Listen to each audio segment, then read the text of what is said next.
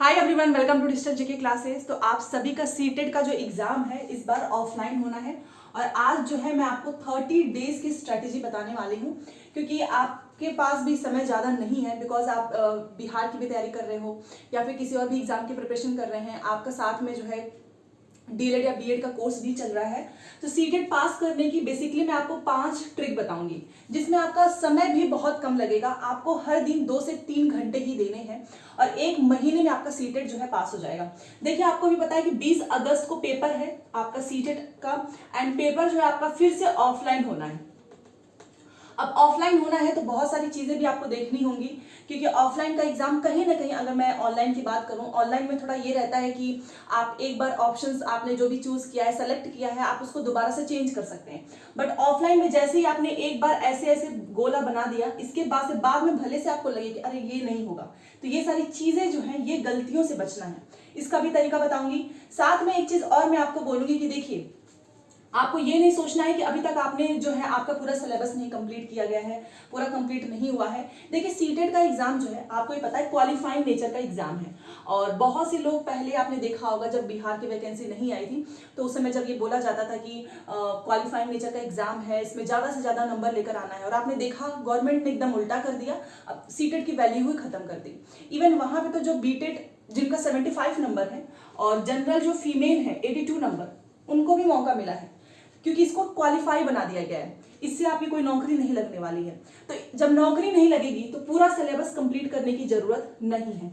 कई बार क्या होता है ना कि हमको सेलेक्टिव चीजें पढ़नी होती है। सेलेक्टिव चीजें का मतलब कि आप देखिए कि कहां कहां से आपका स्कोर बन सकता है ज्यादा। मान लीजिए जैसे कि आपका सीडीपी है, तो आप सीडीपी में देखिए कि ऐसे कौन कौन से टॉपिक्स हैं जो कि मैं कवर कर सकता हूं, और यहां से क्वेश्चन आएगा ही। मैथ्स में भी आप देखो कि कौन से टॉपिक्स आपको जो है पढ़ना जरूरी है ताकि आपके नंबर अच्छे आ जाए।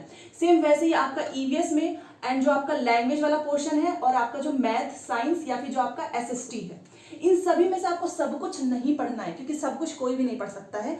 बस एक सीटेट का एग्जाम ही नहीं होता है, साथ में बहुत सारी चीजें भी चलती हैं। तो सेलेक्टिव चीजें पढ़िए और देखिए कि इन सभी में से आपको कौन सी चीजें आप पढ़ करके जो है फर्स्ट अटेम्प्ट में पास कर सकते हैं। अगर मेरी मानो तो इसके लिए आपको बहुत ज्यादा स्ट्रेस लेने की बिल्कुल भी जरूरत नहीं है। 1 महीने में भी सीटेट पास होता है। बस आपकी जो स्ट्रेटेजी है वो अच्छी होनी चाहिए, क्योंकि बहुत से लोग क्या करते हैं, उनको यही नहीं पता होता है कि इसमें से कौन से टॉपिक से जो है ज्यादा क्वेश्चन फंसता है, कहाँ से क्वेश्चंस रिपीट होता है, क्या चीजें हमको पढ़नी है और क्या चीजें हमको छोड़नी है। ठीक है, सीटेट का एग्जाम कोई बहुत बड़ा जो ऐसा तोप नहीं है कि आप इसको नहीं कर सकते हो। आप अगर आपने 3 घंटे भी, 3 से 3.5 घंटे भी अगर आपने ईमानदारी से दिया है और टाइमर लगा के, देखिए बिना टाइमर के मत पढ़ना, अभी बता देती हूँ। क्योंकि अगर जैसे कि आप टाइमर, तो आजकल तो फोन में भी बहुत सारी चीजें हैं, आप फोन में अपना कोई भी प्ले स्टोर से एक टाइमर वाला जो है डाउनलोड कर लीजिए, और उसमें देखिए जैसे आप पढ़ने बैठते हो टाइमर को ऑन कर दो, और जैसे आप अगर फोन नहीं चला रहे हैं ना तो टाइमर को बंद कर दीजिए। इससे क्या होगा ना कि आपके अंदर एक जो है रियल टाइम आपको पता चलेगा कि आप हर दिन जो है कितना यहाँ पर अपना दे रहे हो। ठीक है, तो ये रही बात। दूसरी चीज देखिए, मैं आपको बताती हूँ, 30 दिन बाकी है, तो इसमें कुछ 5 ट्रिक मैं आपको बताने वाली हूँ। सबसे पहले आपको प्रीवियस पेपर के जितने भी पैडागोजी के क्वेश्चंस हुए हैं उनको नहीं छोड़ना है। पैडागोजी के क्वेश्चंस आपको करने हैं। एंड पीवाईक्यू देखिए बहुत ही ज्यादा इंपॉर्टेंट है। अगर आप जो है सीटेट को फर्स्ट अटेम्प्ट में क्लियर करना चाहते हैं तो बिना प्रीवियस पेपर के इम्पॉसिबल है। बहुत से स्टूडेंट हैं जो ये सारी चीजें पढ़ते ही नहीं है, वो प्रीवियस पेपर से अपना सब कुछ कंप्लीट कर लेते हैं। जो क्वेश्चन आता है उसको छोड़ते हैं, जो क्वेश्चन नहीं आता उसको नोट करते जाते हैं, ऐसे भी तैयार हो जाता है। तो ऑफलाइन पेपर 30 दिन में 30 पेपर तो लगा ही लो। पेपर 1 एंड पेपर 2 दोनों का लगाना है। ठीक है, दूसरी चीज है पैसेज। देखिए, मैं एक चीज आपको बता रही हूँ, पैसेज जो है आपका हिंदी हो गया, इंग्लिश या फिर संस्कृत, इसका पैसेज बहुत इंपॉर्टेंट है, क्योंकि हिंदी का पैसेज आपको 15 नंबर और यहाँ पे 15 नंबर, 30 नंबर तो ऐसे ही आ गए, फ्री का नंबर है। तो हर दिन पैसेज की प्रैक्टिस जरूर करें। उसके बाद से इंपॉर्टेंट जो है, जो कंटेंट है, जैसे कि पियाजे वाइगोस्की कोलबर्ग, इसको नहीं छोड़ना है। इसमें वैन हिले हो गया। ईवीएस में कम से कम बेसिक एनसीईआरटी तो आपको आनी ही चाहिए कि कहाँ पे कौन से जो है डांस है, कहाँ पे कौन से जो है फूड खाए जाते हैं, ये सारी चीजें हो गई। और लैंग्वेज की पैडागोजी के लिए कुछ करने की जरूरत नहीं है। ये प्रीवियस पेपर जिसने भी किया हर दिन, उसका ये लैंग्वेज की पैडागोजी भी उसी में शामिल हो जाएगी। साथ में अगर आपका पेपर 2 में मैथ साइंस या फिर एसएसटी है, उनके लिए एक चीज मैं आपको बता रही हूँ। देखिए, अगर आपने अभी तक मैथ साइंस या एसएसटी की तैयारी नहीं की है तो मेरी बात मानिए, मैथ साइंस और एसएसटी के प्रीवियस पेपर के जितने क्वेश्चंस है ना उतना कर लो। आप इसमें पास हो जाएंगे, क्योंकि ये कहीं ना कहीं मैथ साइंस और एसएसटी ही हमारा पेपर जो है रोक देता है। कई बार दोनों में मिला के आपके 40 नंबर आते हैं, 20 नंबर आते हैं, जो कि एनफ नहीं है। कम से कम एटलीस्ट अगर मैं बताऊं तो 60 में से अगर मैथ साइंस है तो 45 से 50, 45 42 भी आ रहा है तो ठीक है। एसएसटी में भी सेम, क्योंकि अगर आप 45 42 से नीचे जाते हैं तो कहीं ना कहीं आपका सीटेड जो है वो रुक जाता है। ऐसा हुआ है बहुत सारे लोगों के साथ कि वो इन दोनों चीजों पे ध्यान नहीं देते हैं, इस वजह से पेपर 2 क्लियर नहीं होता है। बाकी जिसका पेपर 1 नहीं निकलता है उनका मैथ्स वो करते नहीं है।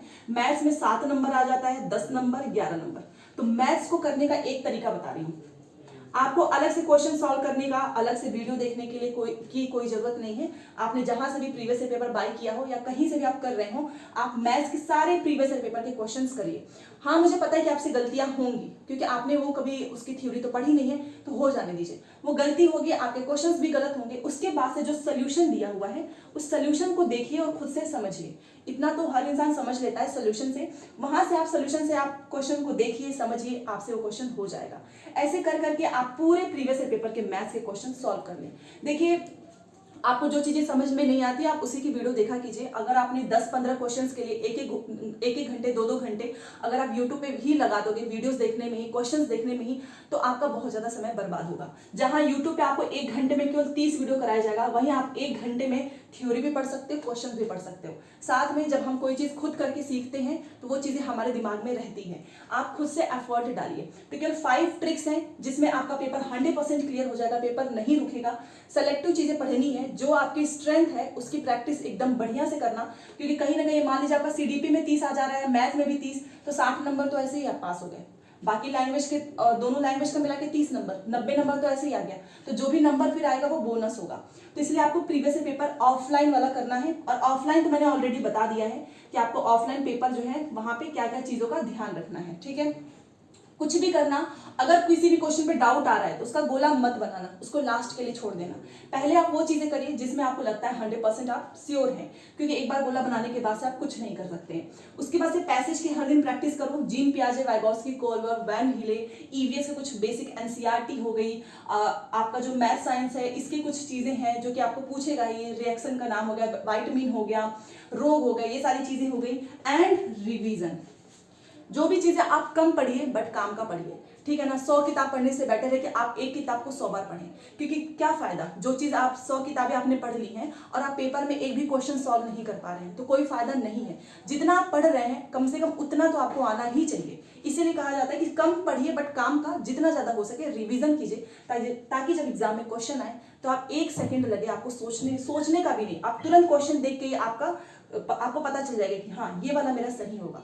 समय की भी बचत होती है, साथ में कॉन्फिडेंस आता है, और जब हमें क्वेश्चंस आने लगते हैं एग्जाम में तो जो प्रेशर होता है ना, स्ट्रेस, वो भी खत्म हो जाता है, ठीक है ना। तो आई होप आपको समझ में आया होगा। बाकी एसएसटी की अलग से मैं आपको बताऊंगी कि कैसे कैसे आपको अच्छे से इसमें स्कोर करना है। कोई भी डाउट हो कमेंट कर दीजिएगा। मिलते हैं नेक्स्ट क्लास में। Thanks for watching.